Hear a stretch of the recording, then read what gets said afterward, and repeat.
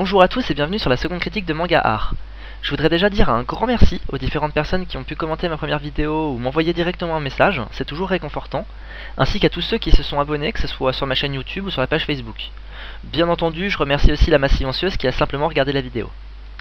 Pour ce second opus, les mangas que je vais vous proposer sont Vampire Knight, un des shoujo les plus connus mais qui est de mon point de vue un succès facile, Densetsu no Yusha no Densetsu, un seinen d'une qualité rare, notamment au niveau du travail effectué sur les personnages, c'est donc un manga dont j'aimerais entendre un peu plus parler, Kami-sama no Memochu, un shonen qui a déjà un certain public mais dont j'estime qu'il mérite lui aussi un succès un peu plus étoffé, et enfin Otaru, un josei dont les amateurs ou plutôt amatrices du genre ont probablement déjà entendu parler et dont je n'ai pas encore fait la critique sur mon site.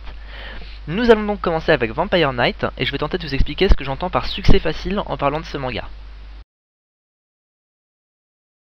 Ce qui me fait dire que Vampire Knight est un succès facile, c'est le goût de soupe que j'ai dans la bouche lorsque je le regarde.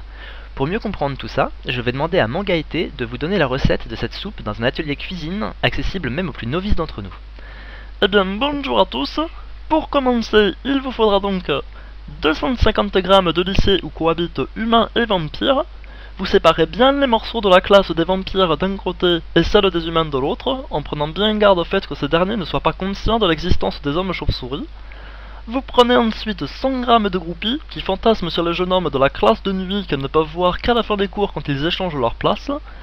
Pour que le tout ne colle pas, on va mettre un peu de nostalgie, assaisonné de musique ou d'émotions faciles, de souvenirs confus, un peu de gore et de weird parce que ça attire toujours, sans oublier donc un peu de sang et de jeunes filles en jupe courte qui sont en proie à des petits pervers pseudo-charismatiques qui en ont après leur coup. Ajoutez à cela une pincée d'héroïne niaise, un peu garçon manqué, qui n'a aucune expérience amoureuse et qui est elle bien consciente de l'existence des monstres pour qui elle nourrit à la fois haine et profond intérêt. Laissez macérer le tout dans un jus à l'arrière-goût de drame familial et le tour sera presque joué. Il ne vous reste plus qu'à placer 2 cubes de cubor, qui prennent ici la forme de 2 beaux gosses ténébreux et torturés, pour faire un trio amoureux et c'est dans la poche. Bien sûr, pour que le mélange prenne dans nos goûts, il faut que ces histoires soient impossibles, compliquées ou amorales. Vous pouvez donc remercier Mangaete pour cette recette, qui est d'ailleurs très proche d'une autre recette qui a fait recette avec cette même recette. Ça fait beaucoup de recettes tout ça. Je vous propose d'appuyer sur Reset et de voir avec quel film je faisais le parallèle. Reprenons donc les étapes. Un lycée fréquenté par des humains lambda et des vampires dont on ignore la nature et qui sont des beaux gosses qui s'attirent des troupes de petites filles, de l'émotion facile et de la musique à minette, une héroïne niaise un peu garçon manqué qui est l'une des seules à connaître l'identité des vampires, et enfin 2 beaux gosses trop dark pour vous en mettre plein la vue. Cette comparaison moqueuse me vient d'autant plus facilement que ce manga a commencé en 2004 pour le papier et en 2008 pour les animés, période à laquelle les vampires faisaient leur retour à la mode, comme c'est le cas tous les 30 ans environ, ce qui me fait encore une fois dire que ce manga est vraiment très marketing et surfe sur les tendances de l'époque. Il apporte donc au public ce qu'il veut, ce qui n'est pas mal en soi, mais rien en complémentarité, ce qui pour le coup me gêne beaucoup, personnellement. Bien sûr, pour que tout cela puisse marcher, il fallait des dessins assez beaux et un peu gothiques, histoire d'attirer la petite adolescente mal dans sa peau. De ce côté-là, j'avoue être une petite adolescente mal dans ma peau, car je trouve que le contrat est rempli et que les dessins sont agréables dans l'ensemble.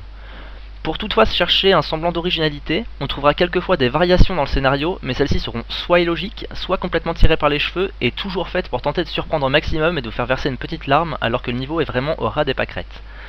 Le manga se sert donc d'une base bien connue pour asseoir sa réputation, des clichés sur les vampires, des beaux dessins, des personnages classiques, et une histoire pompée sur un peu toutes les autres, et bâclée en 2 secondes, qui suit plus les désirs des lecteurs qu'une véritable ligne de conduite.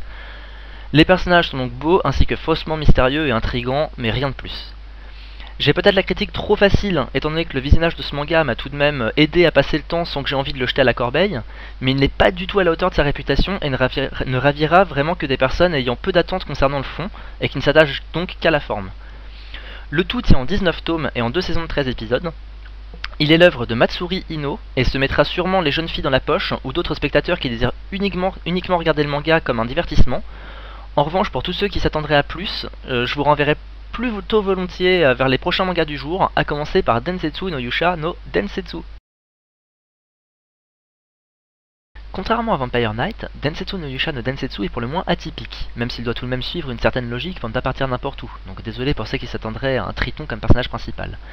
Mais si on ne va pas suivre les aventures d'un triton, on va en revanche être confronté à un protagoniste extrêmement flemmard et qui réussit peut-être l'exploit de dormir plus d'heures dans la journée que votre chat. En quoi est-ce passionnant de suivre un jeune homme si paresseux, me direz-vous? Eh bien c'est là que l'histoire devient intéressante, car des personnes semblent bien résignées à ne pas le laisser se reposer sur ses lauriers. En effet, lorsqu'il n'est pas en train de dormir, c'est un mystérieux et immense pouvoir que notre ami détient en lui. Seul problème, que les autres peinent à comprendre, c'est qu'il ne maîtrise pas ce fameux pouvoir et craint de se transformer en sorte de psychopathe, tuant tout ce qui est sur sa route à la moindre contrariété. Et c'est ainsi que l'on aborde un des plus gros points forts du manga, le dédoublement de personnalité, ou du moins sa dualité. En effet, si notre héros souffre de ce problème, il est loin d'être le seul. Pour être plus exact, on peut dire que tous les personnages ayant une importance dans le manga ont au moins deux facettes à leur personnalité. Vous trouverez donc d'autres psychopathes se révélant être au fait des êtres intègres, une grosse morphale égoïste qui se transforme en guerrière au corps et au cœur de pierre lorsque la situation l'exige, ou encore un jeune homme ayant l'étoffe d'un noble roi et la démence du pire des dictateurs. Mais tout ceci n'est qu'une galerie d'un nombre important de ce genre de personnages. Pour reprendre le dernier exemple du jeune roi, celui-ci m'amène à une transition pour vous parler des dessins. En effet, ce monarque nous est présenté à la fois comme un personnage dont l'aura de lumière fait que tout le monde tombe sous son charme, il possède un véritable charisme, mais lorsqu'il s'enferme seul dans son bureau et se met à réfléchir, c'est un personnage inquiétant doté d'une aura maléfique que l'on découvre. Il s'agit d'un des seuls personnages avec notre héros qui fait un véritable dédoublement de personnalité au point de voir son lui lumineux et son lui obscur s'affronter. Tout ceci nous offre des jeux de couleurs et des images simplement à couper le souffle. Le manga possède de très beaux dessins, plus réalistes que la moyenne, et l'anime offre vraiment des images somptueuses. Une grande qualité de ce manga est justement l'ambiance amenée par les dessins et la très bonne soundtrack originale, nous amenant tantôt dans un décor sombre mêlé à du pourpre et à des bruits sourds pour nous laisser comprendre qu'un passage gore est en cours, et à d'autres moments dans un grand château dans lequel on peut entendre l'écho de sa voix ainsi que s'extasier devant les magnifiques vitraux. Tout ça rend possible et est rendu possible notamment par la qualité scénaristique de l'œuvre. Entre la folie ambiante, le climat de guerre et les différentes alliances, le tout sous forme d'heroic fantasy, on ne sait jamais à qui faire confiance ou non, et on ne manquera pas de changer de point de vue un bon nombre de fois. L'histoire intelligente et bien ficelée est donc le fil conducteur du manga qui sait à merveille utiliser les silences et jouer avec nos émotions.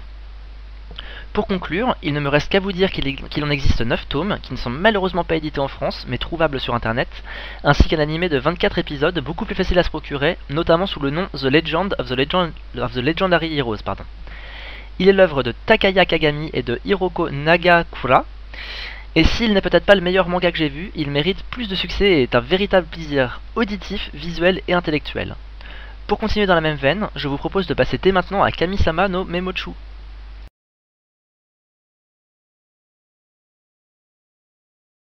Tout comme le manga précédent, Kami-sama no Memochu possède de somptueux dessins et vous en mettra plein la vue avec ses très présents jeux de lumière, ou plutôt d'ombre, car c'est un manga assez profond et assez noir que je vous propose. Noyé dans une salle plongée dans l'obscurité avec pour seule lumière celle d'écran d'ordinateur, ou observant l'aube qui se lève comme une page de l'histoire qui viendrait de se tourner, extasiez-vous devant Alice, l'un des personnages du manga qui doit son nom à un mix entre la Alice de Carol Lewis et celle de Tim Burton. Vous plongerez donc dans le pays des merveilles, le Japon, mais en visitant non pas sa face visible, mais bel et bien sa face cachée. Là encore, nous faisons face à un manga intelligent qui sait très bien quand il doit nous aiguiller et quand on est à même de comprendre les choses par nous-mêmes, notamment par les silences évocateurs des personnages.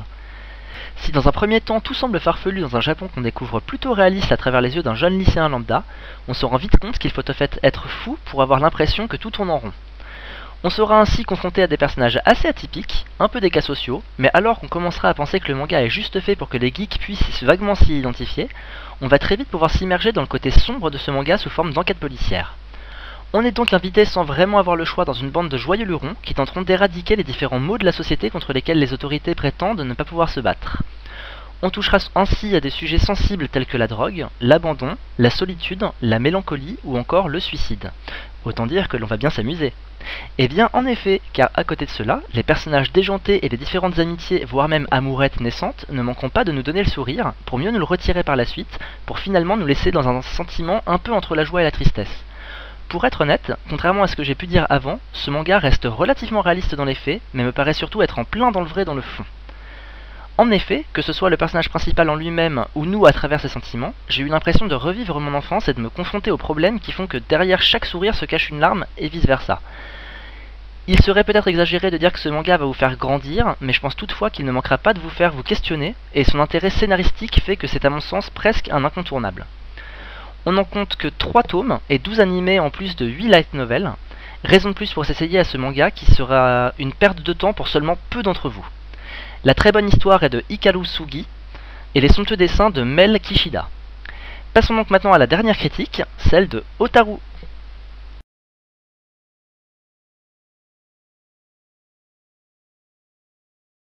Ah, enfin du contraste par rapport aux 3 derniers mangas dans lesquels le surnaturel joue une place essentielle. Je vous le dis tout de suite, Otaru est à l'opposé du fantastique étant donné qu'il ne s'agit ni plus ni moins de raconter la vie d'une femme approchant la trentaine dans la société japonaise. Même si le scénario est nettement moins brillant que les précédents et que les dessins ne sont pas loin d'être moches, ou plutôt ils le sont pour être très honnête, le personnage principal de ce manga ne manquera pas de vous faire rire et il est plus que probable que vous vous reconnaîtrez en lui à bien des reprises. Pour cela, il vous faudra entrer dans la peau de Otaru, jeune et jolie nippone assez flemmarde dont la carrière patauge un peu, mais pas autant que sa vie amoureuse qui est toujours le centre d'attention de ses amis et de sa famille. Bien sûr, les choses vont changer quand cette dernière va enfin rencontrer 2 hommes, qui peuvent tous deux influer sur sa carrière, mais aussi et surtout sur sa vie affective et amoureuse. On nous brosse donc le portrait de cette presque trentenaire dans une société japonaise plus que réaliste, et dans laquelle il ne fait pas bon être célibataire à cette période de notre existence. Comme vous pouvez vous en douter, c'est sous l'augure de l'humour que le manga nous fera suivre la vie quotidienne d'Otaru, une femme pas franchement idéale qui, si elle arrive encore à donner une bonne image d'elle aux yeux de la société, est complètement relâchée une fois qu'elle rentre chez elle après le boulot. C'est un glouton sur pattes qui a une meilleure descente que la majorité des hommes, dont le côté garçon manqué est plus repoussant qu'attirant, et qui est aussi à l'aise avec des enfants que George W. Bush avec un ballon de basket.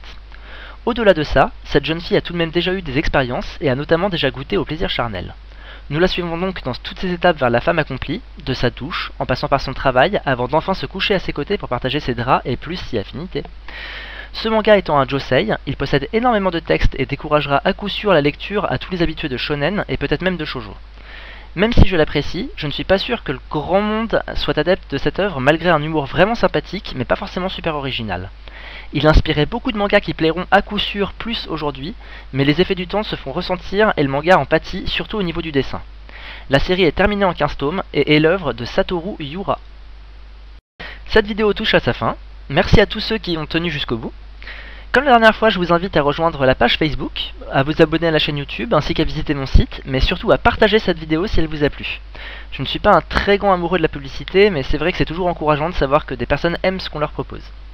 Encore merci aux personnes qui ont déjà fait l'effort, je vous dis à la semaine prochaine en vous souhaitant un très bon pèlerinage sur YouTube.